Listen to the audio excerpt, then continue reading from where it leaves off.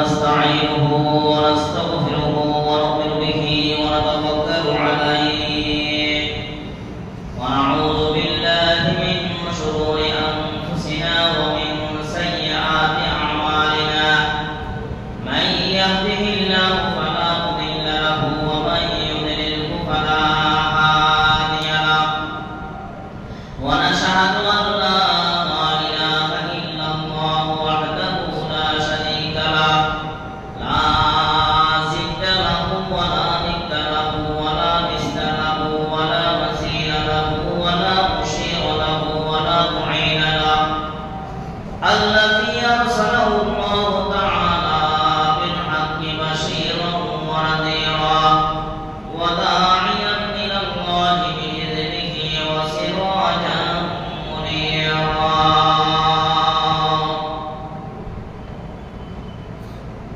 أعوذ بالله من الشيطان الرجيم بسم الله الرحمن الرحيم وما لكم لا تقاتلون في سبيل الله والمستضعفين من الرجال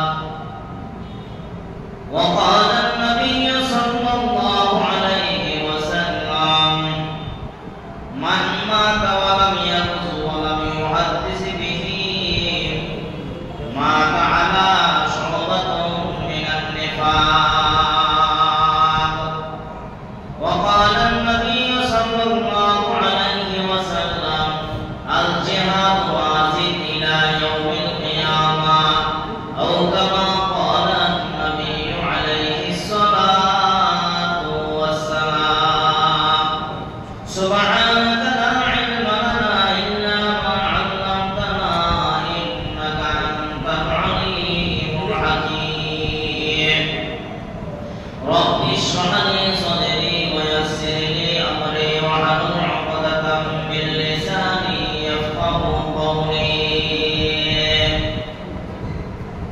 আলহামদুলিল্লাহ মহান আল্লাহ রব্বুল আলামিনের দরবারে অগণিত শুকর ও সুজুদ আদায় করি আল্লাহ তাআলা আমাদেরকে দীর্ঘ এক মাস মাহে রমজান মাস সিয়াম সাধনা শেষ করে ঈদুল ফিতর নামাজ আদায় করার পরে ঈদের পরে জুমা আদায় করার পরে দ্বিতীয় জুমায় শাওয়াল মাসের জুমার নামাজ পড়ার উদ্দেশ্যে আল্লাহ তাআলা করে আসার তৌফিক আল্লাহ তাআলা দান করেছেন শুকরিয়া আদায় করি আলহামদুলিল্লাহ আল্লাহ রাব্বুল আলামিন আপনাকে আমাকে মানুষ বানাইছেন মানুষের দাম আল্লাহ তাআলার কাছে অনেক বেশি এই মানুষ আশরাফুল মাখলুকাতের মধ্যে শ্রেষ্ঠ জাতি সৃষ্টির সেরা হলো মানুষ যারা আল্লাহ তাআলার গোলামি করে দাসত্ব করে আল্লাহর হুকুম মানে নবীর তরিকায় চলে তার দাম আল্লাহ তাআলার কাছে অনেক অনেক অনেক বেশি দুনিয়াটা হলো ফিতনা ফাসাদের জায়গা মারামারি কাটাকাটি হানাহানি হিংসা বিদ্বেষ জুলুম নির্যাতনের নিপীড়িতদের জায়গা এমন একটি জামানা আসছে যে জামানার মধ্যে মা ছেলের থেকে নিরাপদ নয় ছেলে বাবা থেকে নিরাপদ নয় মেয়ে বাবার থেকে নিরাপদ নয় ভাই বোন থেকে নিরাপদ নয় বোন ভাই থেকে নিরাপদ নয় এমন একটি ফিতনা ফাসাদের জামানায় আমরা উপনীত হয়েছি সারা পৃথিবীর মধ্যে তাকাইলে দেখা যায় মুসলমানের দুশমন মানবতার দুশমন কোরআনের দুশমন হাদিসের দুশমন নবী রাসূলের দুশমন আল্লাহ তাআলার দুশমন জমিনে ভরা আজকে ফিলিস্তিনের জমিনের মধ্যে তাকাইলে দেখা যায় ফিলিস্তিনের মতো অসহায় আমাদের প্রথম কিবলা হলো মসজিদুল আকসা বাইতুল্লাহ প্রথম কিবলা জেরুজালেম মসজিদ আকসা এই মসজিদ আকসা হরমতে আকসা ইহুদি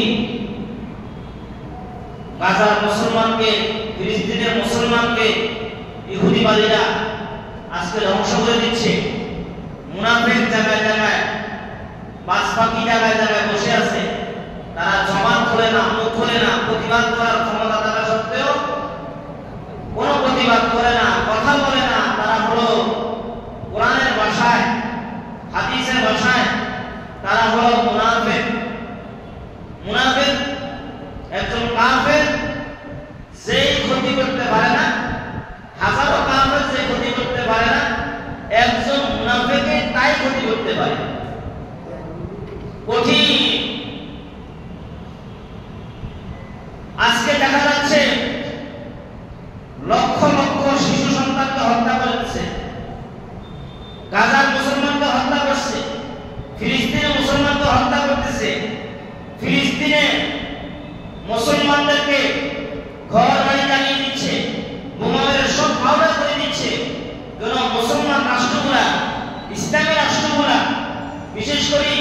ইরান, সৌদি আরব, তুরস্ক, মিশর কেউ কথা বলে না। তারা তো আমাদের ভাই, তারা তো আমাদের জাতি ভাই, কি বলে? তারা কি মুখ খুলতেছে না? আজকে বাংলাদেশ নয়, পাকিস্তান, বাংলাদেশ, ইন্ডিয়া, বার্মা, অন্যান্য রাষ্ট্রেও কিন্তু আজকের জুমার আলোচনায় এই যে গাজার মুসলমানদেরকে হত্যা করতেছে, ফিলিস্তিনের মুসলমানদেরকে হত্যা করতেছে, আজকের প্রতিবাদ মিছিল সভা বাইতুল মুকাররম থেকে হবে, আগামীকালকেও হবে, আগামীকাল রোড মার্চ করা হবে, সচিবালয় সহ বিভিন্ন জায়গায় ঘেরাও করা হবে। আমাদের কাজ হলো প্রতিবাদ জানানো, আমাদের দায়িত্ব হলো প্রতিবাদ করা। যার যার স্থান থেকে, যার যার জায়গা থেকে প্রতিবাদ করা, এটা হলো ইমানি দায়িত্ব। আল্লাহ তাআলা বলেন, তোমাদের সামনে যদি কোনো অন্যায়, অবিচার, অত্যাচার দেখো, তোমার ক্ষমতা থাকা সত্ত্বে তুমি সেটাকে বাধা দাও, বাধা প্রদান করো। কিন্তু আমার শক্তি আছে, সামর্থ্য আছে, ক্ষমতা আছে, আমি বাধা দিলাম না, আমি কোনো প্রতিবাদ করলাম না, ঘৃণাও করলাম না, তাহলে তো বোঝা যায় আমার ঈমান অনেক দুর্বল।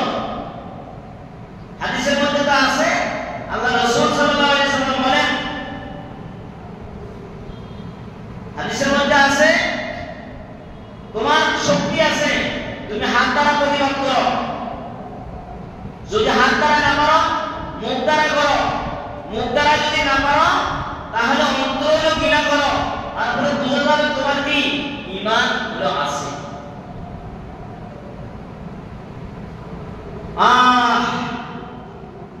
আজকে কয়েকদিন পর্যন্ত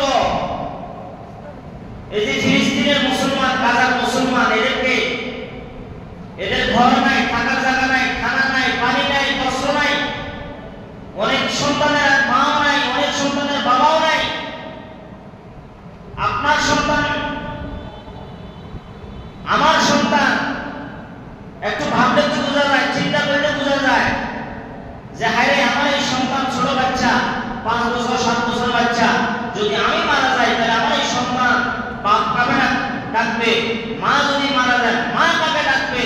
এমন তো সন্তান আছে গাজার মধ্যে, ফিলিস্তিনের মধ্যে, যে সন্তানের মাও নাই, বাবাও নাই, পরিবারের মধ্যে কেউ নাই, একটা সন্তান এরকম আছে, মাত্র 8 বছরের বাচ্চা, জবান খুলে গেছে, হায়রে আমার মা চলে গেছে, আমার বাবা চলে গেছে, তারা তো জান্নাতে চলে গেছে, আমি যদি যাইতে পারতাম, মরতে পারতাম, আমি আমার মায়ের সাথে তো জান্নাতে আমিও যেতে পারতাম।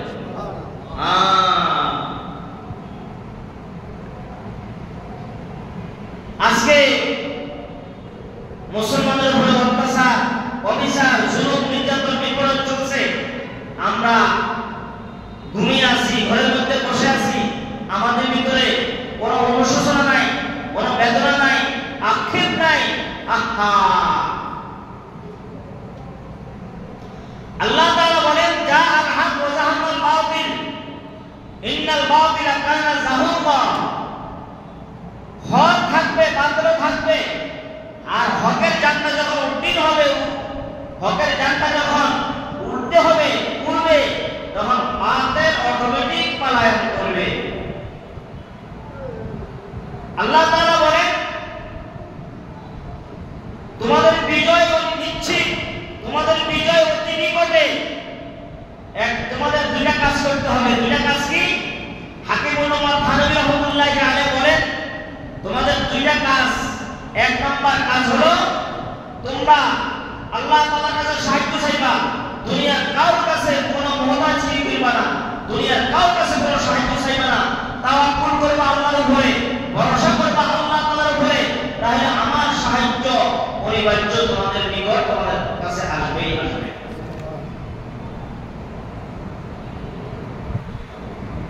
আল্লাহ আমাদেরকে আমল করার তৌফিক দান করেন, বোঝার তৌফিক দান করেন।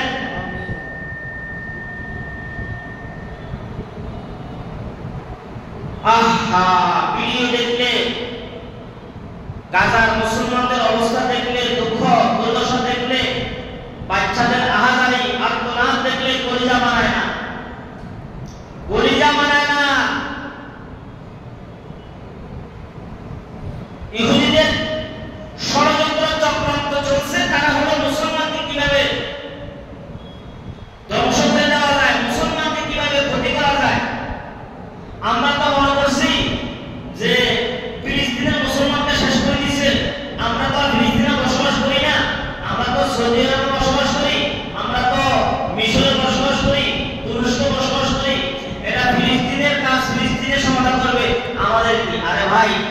ব্যাপার এটা নয়। ব্যাপারটা হলো কি, ফিলিস্তিন আগে শেষ করছে, মসজিদে আকসা শেষ করছে, কিছুদিন পরে বাইতুল্লাহ ধ্বংস করবে না, মদিনাতুল মুনাওয়ারা ধ্বংস করবে না, এটা বলে গ্যারান্টি আছে? হ্যাঁ, তারা আমাদের প্রথম কেবলাতে তারা হাত দিয়ে দিচ্ছে। আজকে মুসলিম রাষ্ট্রগুলো চুপচাপ হয়ে আছে। সৌদি আরবের মতো রাষ্ট্র, হ্যাঁ, ইসরায়েলের প্রেসিডেন্টের সাথে এখান থেকে বোমা মারতেছে, আর সৌদি আরবের প্রেসিডেন্ট সে কি একসাথে বসে নাস্তা খায়, এটা আবার ভিডিও ফুটেছে, এটা আবার ভাইরাল হয়, আবার মিডিয়াতে এটা আসে। তাহলে কেমন মুসলমান, কেমন মুনাফিকরা, কেমন মানে মুসলমান? এরদোগানের মতো লোক চুপ হয়ে গেছে, মিশরের প্রেসিডেন্টের মতো লোক চুপ হয়ে গেছে, কথা বলে না। হ্যাঁ, আমরা শুধু একটাই পাইছি, বাংলাদেশের ডক্টর ইউসুফ, উনি এটা প্রতিবাদ করছে, কঠিন আকারে প্রতিবাদ করছে। আমাদের সেনাবাহিনীরা পর্যন্ত বলছে যে প্রয়োজনে আপনার অনুমতি দেন, আমরা যুদ্ধের জন্য প্রস্তুত, আমরা মুসলমানদেরকে রক্ষা করার জন্য, আমাদের ঈমান, আমাদের জাতি ভাইদেরকে বাঁচানোর জন্য আমরা তৈরি আছি, প্রস্তুত আছি। ডক্টর ইউসুফ যে বক্তব্য দিয়েছে, আজকে ইরান, তুরস্ক, মিশর আরো অন্যান্য মুসলিম রাষ্ট্র যদি আজকে এভাবে ভূমিকা নিত, তাহলে আমাদের এই দুর্দশা, আজকে আমাদের ফিলিস্তিনদের, আমাদের গাজার মুসলমানদের ঘর বাড়িও নষ্ট হইত না, হ্যাঁ, অসংখ্য মানুষ শহীদ হইত না, আজকে মসজিদ আকসাও কি হইত না, তারা কাঁদতে পারত না। কিন্তু মুনাফিকের কারণে আজকে আমাদের মুসলমানের এই দুর্দশা। মুনাফিকের শাস্তি বড় বড় ভয়াবহ শাস্তি। একজন কাফেরের শাস্তি থেকে মুনাফিকের শাস্তি আরো বেশি। সূরাতুল মুনাফিকুনের মধ্যে তাফসীরের তাবারির মধ্যে লেখছে, তাফসীরের তাবারির মধ্যে লেখছে মুনাফিকের শাস্তি বলে 1000 কাফেরের একসাথে করে একাত্র করে যে শাস্তি দেওয়া হবে, এরকম একজন মুনাফিককে এর থেকে কোটি কোটি গুণ শাস্তি বেশি দেওয়া হবে। কেন? কাফেরের সাথে মুনাফিকের কারণে ফাটল সৃষ্টি বেশি হয়, ঝগড়া বিবাদ বেশি হয়, মুসলমানের মধ্যে দ্বন্দ্ব বেশি হয়, কাফের এবং মুসলমানের মধ্যে দ্বন্দ্ব বিরোধ বেড়ে যায় একমাত্র মাঝখানে মুনাফিক মাছ খাওয়ার কারণে।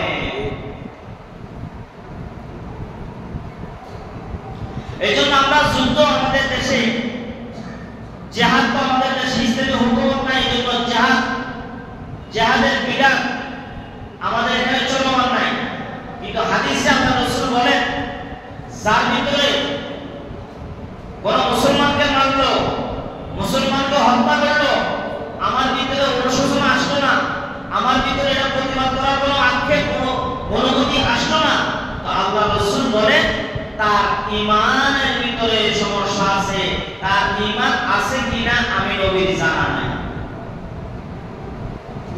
আল্লাহ রাসূল বলেন, অন্য হাদিসে আছে, বুখারী শরীফের হাদিস, মিশকাতের হাদিস, আল্লাহ রাসূল বলেন যেই উম্মতের মাঝে, আল্লাহ রাসূল বলেন আমার মনে চায়, আমার মনে চায়, আমার কোন সাহাবী, আমার কোন উম্মত কেউ যদি কোন কাফের, কোন মুশরিক, কোন ইহুদি তাকে মারছে, আমি নবী যুদ্ধের ময়দানে যাব, আমি শহীদ হয়ে যাব, আল্লাহ আমাকে আবার জীবিত করবে, আমি আবার শহীদ হব, আমি আবার জীবিত হব, আমাকে আবার শহীদ করবে, এটাই আমার তামান্না, আমার শেষ হলো, আমি শহীদের মর্যাদা নিয়ে আমি দুনিয়া থেকে বিদায় নিতে চাই।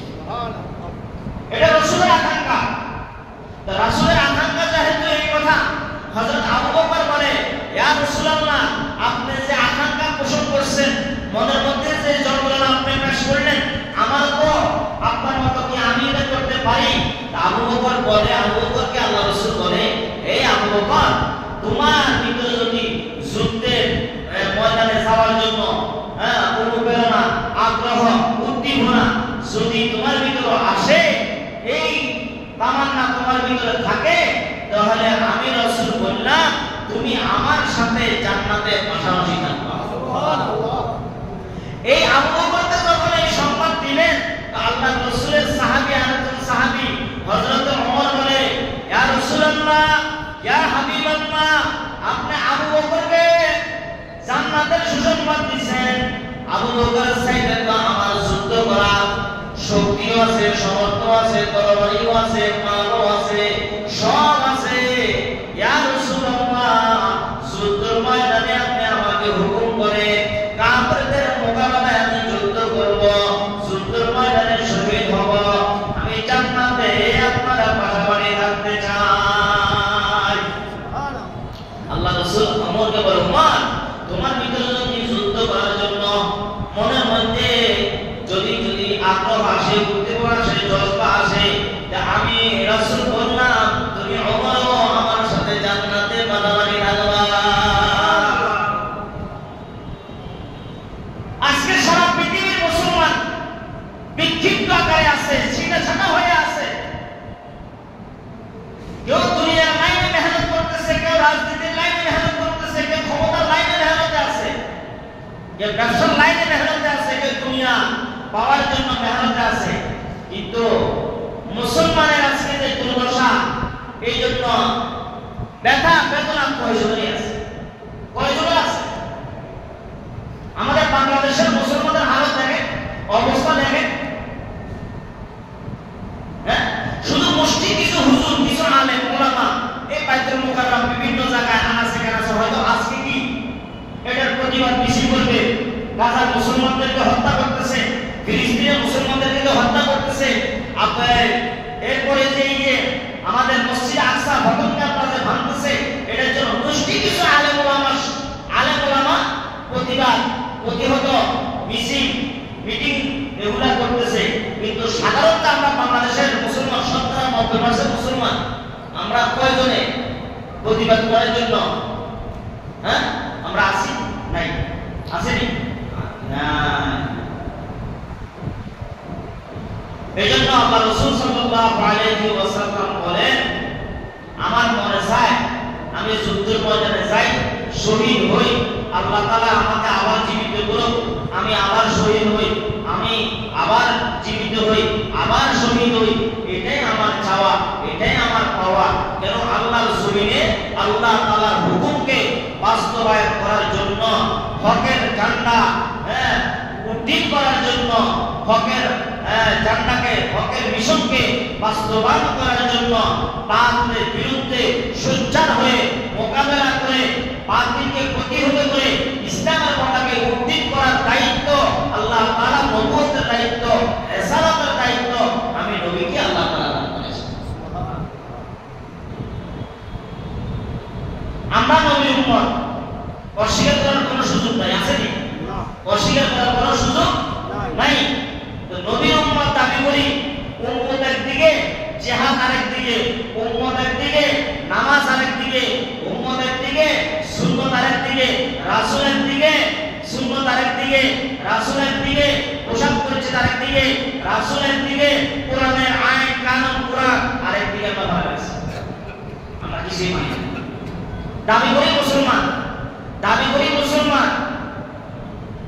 ওই মানুষ মারা গেলে কোন রকম তুমি একটা মাথা দিয়ে জানাজার সময় মিলাই দিই, কেউ মারা গেলে কোরআন শরীফটা পড়ি, এতটুকুর মধ্যে আমরা সীমাবদ্ধ করে রাখছি।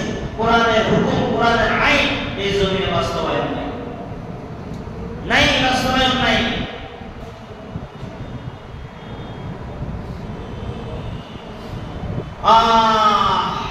আল্লাহ রাসূল সাল্লাল্লাহু আলাইহি ওয়াসাল্লাম বলেন, মান মাতা ওয়া লাম ইয়াগযু ওয়া লাম ইউহাদ্দিসু নাফসুহু আলা শুবাতুন মিনান নিফাক। জিহাদের করার জন্য আগ্রহ আসলো না, উদ্দীপনা আসলো না, জিহাদ করার জন্য মনের মধ্যে কোনো জ্বালা যন্ত্রণা আসলো না, মুসলমানকে হত্যা করে এই জন্য কোনো অনুশোচনা আসলো না। আল্লাহ রাসূল বলে সে হলো মুনাফিক, সে হলো মুনাফিক। আম্মা আয়েশা সিদ্দিকা রাদিয়াল্লাহু তাআলা আনহা মেশকাতের হাদিসের মধ্যে আছে, আল্লাহ রাসূলকে বলেন, ইয়া রাসূলুল্লাহ, আপনি তো আমার স্বামী, আর একদিকে আপনি আল্লাহর নবী, আপনি হলেন সরকার, আপনি হলেন সরদার, আপনি হলেন শাফিউল মুসলিমিন, আপনি হলেন রাহমাতুল লিল আলামিন। তো আমি আপনি তো যুদ্ধে যাইতে পারেন, আপনি তো যুদ্ধে যাইতে পারেন, যেতে পারে, আমার আব্বাও যুদ্ধে যেতে পারে, আমার চাচাও যুদ্ধে যেতে পারে, আমার ফুফাও যুদ্ধে যেতে পারে, আমি আয়েশা তো আপনার সাথে যুদ্ধে যাইতে পারি না, আমার তো যুদ্ধে যাইতে মন চায়, এখন আমি কি করব? আল্লাহ রাসূল আয়েশাকে সান্ত্বনা দেন, আয়েশা ঘরের মধ্যে পর্দা করো, 5 ওয়াক্ত নামাজ পড়ো, স্বামীর হক আদায় করো, আল্লাহর হুকুম মানো, নবীর তরিকার মধ্যে চলো, যুদ্ধের ময়দানে যুদ্ধ করে যে সওয়াব, ঘরের ভিতরে বসে আল্লাহর হুকুম মানো, নবীর তরিকায় চলে, খাস পর্দার সাথে যদি চলতে পারো, যুদ্ধের ময়দানের সওয়াব আল্লাহ তাআলা তোমাকে দিয়ে দিবে। তোমার ভিতরে যে যুদ্ধ করার জন্য যে আগ্রহ আসছে, এটাতেই আল্লাহ তাআলা খুশি হয়ে গেছে, এটাতে কি হয়েছে? এইজন্য আজকে বাইতুল মুকাররম, হয়তো আমাদের এখানে রহমানিয়া, 2 রহমানিয়া আছে, ওয়াশপুর মাদ্রাসা আছে, হয়তো আজকে হয়তো মিছিল হতে পারে, প্রতিবাদ আমরা জানাবো। যদি কোনো মিছিল বের হয় আমাদের পরে, আশা করি বের হওয়ার কথা, আজকে সারা বাংলাদেশে মিছিল হবে, প্রতিবাদ জানাবো আমরা, আগামীকালকেও হবে, রোড মার্চ হবে। গাজার মুসলমানদেরকে হত্যা করছে, ফিলিস্তিনের মুসলমানদেরকে হত্যা করছে, আমাদের কেবলা মসজিদ আকসাকে ভাঙছে, হ্যাঁ, এটার প্রতিবাদ করার জন্য আমরা সবাই রাজি আছি ইনশাআল্লাহ, ইনশাআল্লাহ রাজি ইনশাআল্লাহ। যখন যেই ডাক পড়বে, এই ডাকের মধ্যে আমরা সাড়া দেওয়ার জন্য রাজি আছি ইনশাআল্লাহ, ইনশাআল্লাহ। হ্যাঁ, যখন যেই পাকের যেভাবে আসবে, প্রতিবাদ সেভাবে করতে হবে, এটাই আমাদের ঈমানি কি দায়িত্ব, এটাই আমাদের ঈমানি দায়িত্ব। আল্লাহ রাসূল সাল্লাল্লাহু আলাইহি ওয়াসাল্লাম বলেন, তোমার আমলকে তুমি বেশি বেশি আমল বাড়িয়ে দাও। আজকে আমাদের এরকম বিপদ আপদ কেন আসে? আমাদের কর্মের কারণে, বদআমলের কারণে আমাদের উপরে আযাব এবং গজব আমাদের মধ্যে আসতেছে, একমাত্র আমাদের 2 হাতের কামাইয়ের কারণে, 2 হাতের কামাইয়ের কারণে। জহার ফাসাদ ফিল বাররি ওয়াল বাহর বিমা কাসাবাত আইদিন নাস, ঘর থেকে শুরু করে মন্ত্রণালয় পর্যন্ত এত ধরনের মারামারি, কাটাকাটি, হানাহানি, হিংসা, বিদ্বেষ, জুলুম, নির্যাতন, খুন, খারাপি কেন আসছে? একমাত্র দ্বীনের বোঝ না থাকার কারণে। দ্বীনের বোঝ কি না থাকার কারণে? দ্বীনের বোঝ না থাকার কারণে। কোরআন মানতেছি না, হাদিস মানতেছি না, ইসলামের দিকে আমি আরেক দিকে পড়ে আছি। ভাই, আমরা করতে হবে, আমাদের চলে যেতে হবে। আমরা দুনিয়াতে অস্থায়ী বাসিন্দা, আমরা কোনো চিরস্থায়ী নয়। আমরা আগে ছিলাম না, আমরা এখন আছি, সামনে আমরা থাকবো না। দুনিয়া থেকেও আছি, আমরা চিরস্থায়ীভাবে থাকতে পারবো? পারবো? কেউ নাই। আমাদের থেকে বড় বড় শক্তিশালী ছিল। বনি ইসরাঈল নামে একজন ছিল, রোজ বিন হরব, কত বড় শক্তিশালী। বালাম বাউল কত বড় শক্তিশালী। ফেরাউন কত বড় শক্তিশালী। নমরুদ কত বড় শক্তিশালী। আছে তারা? নাই। আবু জাহাল, আবু লাহাব, উতবা, সাইবা, নমরুদ, হামান, সাদ্দাত, কারুন তারা ছিল। এখন তারা নাই। আছে? নাই। চলে এসেছে। তারা দুনিয়াতে বড় বড় বাদশাহী দাবি করছে, খোদাই দাবি করছে, থাকতে পারে না।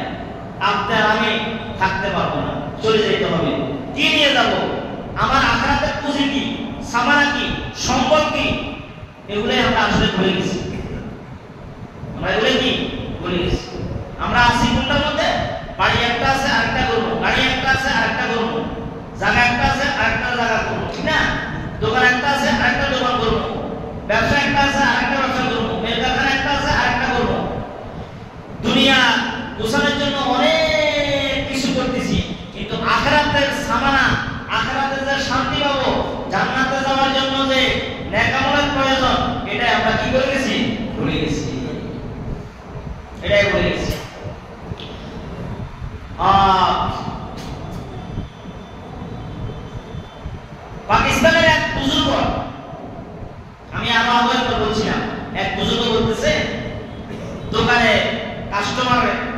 কেনার জন্য গেছে। তো কাপড় কেনার জন্য যখন গেছে, বলে যে আপনার দোকানের সবচেয়ে বড় দামি কাপড় যেটা, সেটা আমাকে দিবেন। কত দামের কাপড়ের আছে? বলে আমার কাছে সবচেয়ে বেশি দামের কাপড়ের গজ হলো 1500 টাকা। 1500 টাকার দামের গজের কাপড় আছে।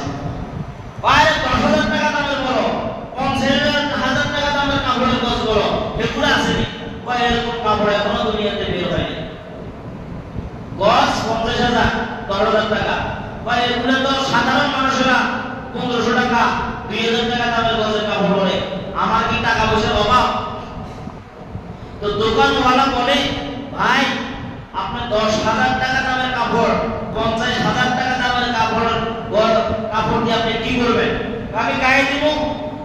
আমি প্রভাবশালী শিল্পপতি, মানুষ আমাকে নরমাল 2,000 টাকা দামের কাপড় পরলে আমাকে মানুষে সমাজে কি বলবে? যে এর বাড়ি আছে, গাড়ি আছে, এগুলো মানুষ কি আমাকে বলবে? তো দোকানওয়ালা বলে, ভাই আপনি যখন মারা যাবেন, আপনি যখন ইন্তেকাল হয়ে যাবেন, আপনার ওই কাপড়ের দাম তো হলো মাত্র 300 থেকে 250 টাকা। এর থেকে তো ওই কাপড়ের দাম এত বেশি নাই। আপনি এত দামি কাপড় পরেই দুনিয়াতে ঘুরবেন, লাভ কি হবে? কেন কাপড়ের গজ কি 10,000 টাকা দামের নাই? 50,000 টাকা দামের কাপড়ের গজের দাম কি কাপড়ের কাপড় নাই? নাই। যেটাই আপনার আখের প্যাকেট হবে, সেটাকে কি আপনাকে প্যাকেটিং করবে, সেটার গজ হলো 250 টাকা। আর আপনার দুনিয়াতে বাড়ি আছে, গাড়ি আছে, বেল কারখানা আছে, ইন্ডাস্ট্রি আছে, আপনার বড় দামি খাই বেড়াতো বাড়ি, পাইজারো বাড়ি থেকে আপনি আমার দোকানের সামনে গাড়ি দাঁড় করে কাপড় কিনতে আসছেন। আপনি যখন মারা যাবেন, আপনাকে তো আপনার গাড়ির মধ্যে বসাবে না, আপনাকে আপনার গাড়ির মধ্যে শোয়াবে না, আপনাকে তো এই বেড়াতো বাড়িতে করে আপনাকে আপনার বাড়িতে নিয়ে যাবে না। আপনি যদি এখনই মারা যান, তো মসজিদের পালকি দিয়ে আপনাকে খাটের মধ্যে উঠাবে, হয়তো এতটুকু করবে, আপনার বাড়ির দরজা দিয়ে আপনাকে রাখবে। আর সাধারণ একজন নরমাল লোক দিয়া, গ্রামের সহজ সরল বেদামি লোক যেগুলা, যারা সমাজের দাম নাই, মূল্যায়ন করে না, আল্লাহওয়ালা মানুষ, খেতে খামারে কাজ করে, নামাজ কালাম পড়ে, তেমন কোনো অর্থের মালিক নেই, সম্পদেরও মালিক নেই, এমন লোক দিয়া হয়তো আপনাকে এতটুকু করবে, গোসলটা করাবে, হয়তো আপনার ছেলে আত্মীয় স্বজন আপনার পাশে হয়তো তারা দাঁড়াইয়া দেখবে, কিন্তু গোসলটাও তো আপনাকে একজন নিম্নমানের লোক দিয়ে আপনাকে গোসল করাবে।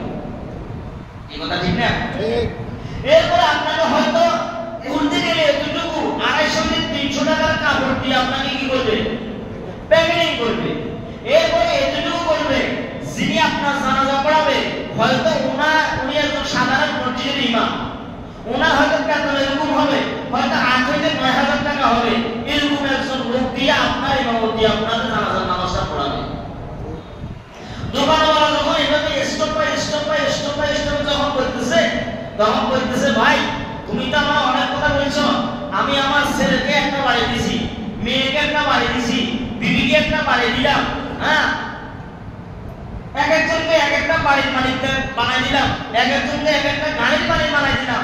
তারা তো তুমি আমাকে যে 5 মিনিট 10 মিনিট যে কথাগুলো বলছো, তারা অতীতে আমাকে এই ধরনের কোনো সময় এই ধরনের কথা আমাকে শোনায় নাই, বলে নাই। তার মানে বোঝা যায়, আজকে আমার ছেলে আমার আপন না, বিবি আমার আপন না, আমার সন্তান আমার আপন না, বাড়ি আমার আপন না, গাড়ি আমার আপন না। আপন হলা দোকানওয়ালা, তুমি একমাত্র আমার আপন। ভাই তুমি আমার বিরাট উপকার করছো, আজকে থেকে আমার ছেলে মেয়ের সাথে আমার আর কোনো যোগাযোগের প্রয়োজন নাই। যেই কাপড় দিয়ে আমাকে প্যাকেট করবে, ওই কাপড়ে আমাকে দাও, ওই কাপড় দিয়ে আমি জামা বানাইয়া আমি কি করবো? হাঁটাচলা করবো, আর বাকি জীবন মসজিদের মধ্যে কাটাই দিব। কত বড় দামি কথা, কত বড় দামি কথা।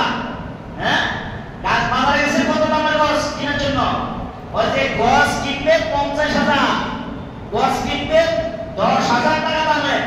আর এখন আখের ভিন্ন কেমনে কিভাবে ফিরছে? কাপড় লইয়া এটা দিয়ে সে কি করে? কাপড় দিয়া এখন জুব্বা বানাইছে। জুব্বা তো বানাইছে, দর্জিওয়ালাকে বলে ও ভাই এমন ভাবে বানাও যাতে আমার পরে কাফনের কাপড় কিনতে না হয়, আমি যখন মারা যাবো এই জুব্বা দিয়ে আমাকে প্যাকেট করে যাবে কবর সময়, যাতে এই জুব্বা দিয়ে নামাজও পড়তে পারি, কাফনের কাপড়ের জরুরতও সরাইতে পারি। এই জুব্বা দিয়ে যতদিন নামাজ পড়বো তো পড়বো, বাকি জুব্বাটা দিয়া আমাকে কাফনের কাপড়ে প্যাকেট করবে আর আমাকে জানাজা দিয়া কবরের মধ্যে শোয়াবে। কবরের মধ্যে মন্ত্রের নবীরে যদি সুয়াল জবাব আমার করে, তো আমি বলবো যে আমার জিজ্ঞাসা করো না, আমার জুব্বারে জিজ্ঞাসা করো এই জুব্বা গায়ে দিয়ে সে কি কি কাজ করছে। সুবহানাল্লাহ বলবেন না? বা আমার কিছু জিজ্ঞাসা করার কি নাই, দরকার নাই, জিজ্ঞাসা কাকে করতে হয়? আচ্ছা কাপড়ে ঠিক আছে আল্লাহ তাআলা সাথে কথা বলতে পারবে না? পারবে। সবাই বলেন পারবে। পারবে কি পারবে না? পারবে। পারবে। বলে যে এখন মন্ত্রী নবী আসছে, তার সন্তানকে স্বপ্ন দেখায়, সন্তানকে স্বপ্ন দেখায় বাবা ঘর ছাড়ো, দুনিয়া ছাড়ো, गाड़ी ছাড়ো, गाड़ी को छोड़ दो, घर को छोड़ दो, बाड़ी को छोड़ दो, दुकान को छोड़ दो, माल को छोड़ दो, मस्जिद में जाओ, नमाज पढ़ो, तिलावत करो, अल्लाह वाला के साथ उठा बसा करो। এভাবে সে ঘুমের মধ্যে বলতেছে স্বপ্নে। এখন মা পাশে উঠা চিৎকার দেয়, কি তুই এগুলো করতে পারি, কথা বলে আরে তুমি আমার ঘুমের থেকে জাগাইতেছিল না, আমি তো আমার বাবার সাথে কথা বলছি। সুবহানাল্লাহ সুবহানাল্লাহ। বল তুই তোর বাপ কই বেরিয়ে আবার, আরে ঘুমের সাথে আমার আব্বার সাথে মোলাকাত হয়ে গেছে। মা বাড়িটা কেটে বলো, আমি এই বাড়ি দিয়ে দিব, যার মানুষের সে নেই, আমার গাড়ি আছে, গাড়ির মালিক আটজনকে বানাই দিব, আমার গাড়ির প্রয়োজন নাই, আমার বাড়ির প্রয়োজন নাই, ব্যাংক ব্যালেন্সের কোটি টাকা আছে, এগুলোর মালিক বানাই দেব। আব্বার যেই শেষ জামানায় শেষ অবস্থা যেভাবে সে পার করছে, আমিও চাই বাকি জীবনটা এভাবেই পাড়ি দিতে। এভাবে কি করতে পাড়ি দিতে। থানভী রহমাতুল্লাহ আলাইহি মাহফুজাত কিতাবের মধ্যে লেখে, সে স্বপ্ন যখন দেখছে, রাত্রে যখন গভীর হয়েছে, সে ঘুমায় না, ওযু করছে, ওযু করে এখন নামাজের মুসল্লা সুরা কেরাত করতে মন চায় না, জেনারেল শিক্ষিত তো নামাজের মুসল্লা বসে বসে দোয়া কোরআন শরীফের এখান থেকে এক শব্দ, ওখান থেকে এক শব্দ, এখান থেকে এক লফজ, দুরূদ বিভিন্ন হে চায় মানে বসে রাত পার হয় না, রাত্রে যায় না। ছেলেকে বলে মা বাবা ঘুমাস না, মা আমার ঘুম আসে না, আমার ভিতরে যে ভয়, আল্লাহ তাআলার যে ভয়, যে খৌফ, যে ডর আমার ভিতরে ঢুকছে, মা এটা বের করা আমার দ্বারা সম্ভব না, রাত্রেটা শেষ হইতে দাও, আমি মসজিদের ইমাম সাহেবের কাছে যাব, যাইয়া তওবা করব, কোরআন শিখব, নামাজ শিখব, তেলাওয়াত শিখব, শিখে আর বলি কি পাপের মতো আমি এভাবে কবরে যাত্রী হইয়া বাড়ি দিতে চাই। এখন সকালবেলা উঠছে, উঠা পায়জামা পরা, গেঞ্জি পরা, জুব্বা নাই, কিছুই নাই, জামা কাপড় নাই, এই অবস্থায় যে উঠছে, হুজুর আব্বাকে কি চিনতেন? কখন চিনতাম। ওই কি হয়েছে? হুজুর গতকালকে রাত্রে এই ঘটনা ঘটছে, এখন আমার বাড়ি গাড়ির প্রয়োজন নাই হুজুর, আপনি আমাকে কল করা, আমি সুরা কেরাত জানি না, আমার মৃত্যু আছে, আমার হিসাব নিকাশ আছে, কবরের সুয়াল জবাব আছে, আমার মিজানের পাল্লায় নেক আমলের পাল্লা ওজন দেওয়া হবে, বদামলের পাল্লা ওজন দেওয়া হবে, ফুলসিরাতের রাস্তাটাকে পাড়ি দিতে হবে। আমি এগুলো চিন্তা অস্থির হতাশ, কি করব? আমাকে কোনো একটা রাস্তা দেখান, আমার যাতে আত্মায় প্রশান্তি লাভ করে, আমার যাতে আত্মায় শান্তি পায়। ইমাম সাহেব বলে ওযু জানেন? কয় তেমন ভালোভাবে জানি না, আমাকে ওযু শিখান। ইমাম সাহেব বলছে আমি যেভাবে করব আপনি এভাবে আগে দেখেন, দেখার পরে আপনি আমার মতো করে ওযু করবেন। পরে ইমাম সাহেব ওযু শিখাইলো, ওযু শিখাইয়া তাদের সুন্দর করে গোসল টোসল করাইয়া পবিত্র কাপড় পরাইয়া বলে যে আপনি পাঞ্জাবি ব্যবস্থা করেন। হুজুর আপনার কাছে থাকলে আমাকে আপনার গায়ের পাঞ্জাবি দেন, আজকে নামাজটা কোন রকম পড়ি, পাঞ্জাবি সিলামের ব্যবস্থা আমি করব। ইমাম সাহেবের পাঞ্জাবি লইয়া জুব্বা গায়ে দিয়া মসজিদে নামাজ পড়তে গেছে। এখন বন্ধু মহল্লা মসজিদে এসে বলে, দিরে নতুন করে আবার কোন সমাজে যুগ হলি, নতুন মুসলমান কোন দিন হলি, বিভিন্ন জনে বিভিন্ন ক্রিটিসাইজ করে, কোনো জবাব দেয় না। ইমাম সাহেব নামাজের পরে দাঁড়ায় বলতেছে, এই ছেলে আপনারা তো চিনতেন, আপনাদের এলাকার সন্তান, ওনার বাপ কিছুদিন আগে ইন্তেকাল করছে, গতকালকে রাতে বাপের সাথে স্বপ্নযোগে কথা হওয়ার পরে ছেলে এই ঘটনা ঘটছে, সে এখন মসজিদে আসছে, তওবা করবে, এখন বাকি জীবন সে আল্লাহর রাস্তায় সময়টা কাটাই দিতে চায়।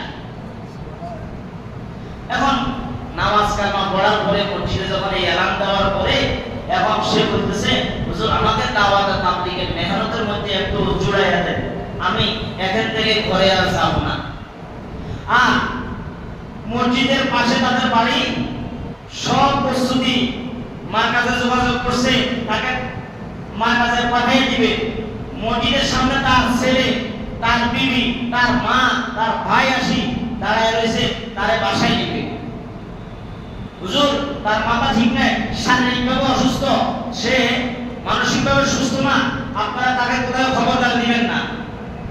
তো মসজিদের ভিতরে দাঁড়াইয়া বলে, আমার যে বাকি দুই ভাই আছে, যে দুই ভাই মসজিদে আসে না, যে মালিকে ঢুকায় না, সেই মালিকই আমাকে আল্লাহর রাস্তায় বের করছে। সেই মালিকে কি? আবার তো মালিক কে? আবার দুনিয়াদার ফ্যামিলি, মালিক কে? আল্লাহ। কে? আল্লাহ। ওই যে আল্লাহ আমার দুই ভাইকে মসজিদে ঢুকায় না, ওই আল্লাহ তাআলা আমাকে আল্লাহর রাস্তার জন্য আমাকে কবুল করেছে। তোমরা তোমাদের ঘরে চলে যাও, আমাকে আর ঘরে নিতে পারবা না। পরে দেখা গেছে 5 বছর সে দাওয়াত তাবলীগের মেহনতে যাইয়া দ্বীনের বুঝ আসছে। আসার পরে আমি সাথে বলে, হুজুর আপনি যদি অনুমতি দেন, বিবিদের হক আছে, বাচ্চাদের হক আছে, এক নজর যাবো আবার আসবো, আমার কিছু দ্বীনের বুঝ আসছে, দ্বীনের কথাগুলা কিছু তার বুঝাই আছে, কিছু আমার এই 5 বছর দাওয়াত তাবলীগের মেহনতে যাওয়ার পরে কি কি আল্লাহ তাআলার কুদরত, কি কি আল্লাহ তাআলা গায়েবী খাজানা থেকে সাহায্য মদত আমি পেয়েছি, আমি শুধু এই কারগুজারিটা আমার ফ্যামিলিকে আমি শুনাইতে দেরি হবে, আমি ফেরত আসতে আর দেরি হবে না। পরে আমি ইশারা করলাম, ঠিক আছে আপনি যাইতে পারেন, মনে ছেড়ে আপনি আসতে পারেন, হেদায়েতের মালিক তো আল্লাহ তাআলা, যদি আপনাকে আল্লাহ তাআলা আবার কবুল করে আপনি আরো সময় লাগাই, অসুবিধা নেই। পরে বাড়িতে আসছে, আয়েশা দামি খুব লম্বা হয়ে গেছে, মাথার চুল সুন্নতি পাগড়ি রাখছে, মাথায় পাগড়ি, কবরের মধ্যে মেসওয়াক, হাতের মধ্যে তাসবিহ, জিকিরে ফিকিরে, ডাইনে বামে কেউ দিকে তাকায় না, জবানের হেফাজত, চোখের হেফাজত, তার আমল আখলাক কথাবার্তার ধরন দেখে মা বলতেছে, বাবা তুই আরো আগে আসছি না কেন, এই কথাগুলো আরো আগে বললি না কেন? ছেলেও বলে, তার বাচ্চাও বলে, বিবিও বলে, তুমি যেই পথে গেছো আমাদেরকেও সেই পথে নেওয়ার ব্যবস্থা করো, আর দুনিয়ার মহব্বতে, দুনিয়ার মায়ায় আর কদিন আর পড়ে থাকবো, কদিন পড়ে থাকবো। পরে বিবি বাচ্চা এদেরকে নিয়ে মাস্তুরাতে জামাতে গেছে, দাওয়াত তাবলীগে। ওই মাস্তুরাতে জামাতে যাওয়ার পরে ওই ছেলে ওই আল্লাহ রাস্তায় মারা গেছে। মারা যাওয়ার পরে, মারা যাওয়ার আগে আমি ঈশাকে ওসিয়ত করছি, আমি ঈশা আমাকে যেখানে আমি মারা যাব সেই এলাকায় আমাকে দাফন করার ব্যবস্থা করবে, আমার এলাকায় আমাকে নেওয়ার কোনো প্রয়োজন নেই। বিবিকে বাচ্চাকে জিজ্ঞাসা করে, তোমাদের মতামত কি? আব্বার ওসিয়ত মতে আপনি কাজ করেন। আমি ঈশা আব্বার জন্য খাস করে দোয়া করেন, আব্বার মতো যাতে আল্লাহর রাস্তায় যাতে আমরাও ওইভাবে কি ইন্তেকাল হইতে পারি, মরতে পারি। কেউ যদি দাওয়াত তাবলীগের মেহনতে যাইয়া আল্লাহর রাস্তায় গিয়ে যদি মারা যায়, মাতা শহীদ, সে শহীদের মর্যাদা নিয়ে হাসর ময়দানে আল্লাহ তাআলা দরবারে উঠবে। সুবহানাল্লাহ। আজকে দাওয়াত তাবলীগের মেহনতের মধ্যে আমরা নাই, দ্বীনের সাথে আমরা নাই, আল্লাহ ওয়ালাদের সুহবতে আমরা নাই, হক্কানি উলামায়ে কেরামের দরবারে আসা যাওয়া নাই। আমরা আছি দুনিয়া দুনিয়া দুনিয়া দুনিয়া দুনিয়া দুনিয়া। আরে ভাই দুনিয়া কদিন? চক্ষু বন্ধ হয়ে যাবে, দুনিয়া শেষ। এই যে বলছিলাম না গত কয়েকদিন আগে, একজনকে জিজ্ঞাসা করছে, ওই যে আপনার বাড়ি কোথায়? ওই যে আমার বাড়ি তো 40 ফুটের মাথায়। কয়তলা বাড়ি? আমার বাড়ি তো 6 তলা। আপনি ওই 6 তলা বাড়ির মালিক? কহ 6 তলাতে আপনি থাকেন? কহ কয় না, আপনি তো 6 তলায় থাকেন, আপনি ভুল বলছেন। আপনি কয় তলায় থাকেন? কয় আমার বাড়ি 6 তলা, আমি 6 তলাতে থাকি। বলে না, আপনি ভুল বলছেন। কয় তলায় থাকেন বলেন? কয় আমি 3 তলায় থাকি। কয় 3 তলায় রুম কয়টা? কয় রুম আছে 6টা। তো 6টার মধ্যে কি আপনি থাকেন? কহ 6টা নিয়ে আমি থাকি। সাত সংখ্যা হলো আপনি 6 রুমও থাকেন না। 6 রুমের মধ্যে এক রুমে ছেলে থাকে, এক রুমে মেয়ে থাকে, এক রুমে মেয়ে ছোট মেয়ে, এক রুমে বড় মেয়ে, 4 জন সন্তান দখল করে ফেলেছে। আর এক রুমে স্বামী স্ত্রী থাকে, আর এক রুমে কে মেহমান আসে, মেহমান থাকে। বলে তাই না? কহ আপনারা কি এক রুমে থাকেন? কহ এক রুমে আপনি থাকেন না।